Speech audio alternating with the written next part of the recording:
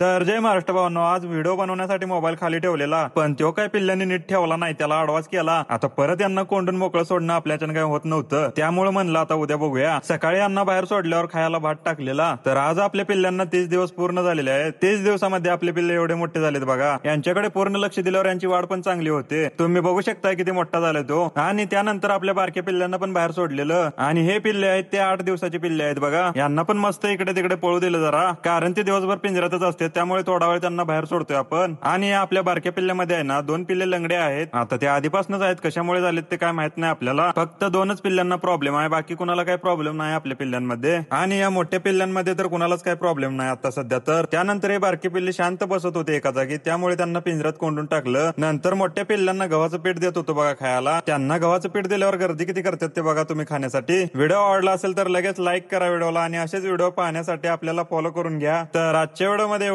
भेटूया उद्या एका नवीन व्हिडिओ मध्ये.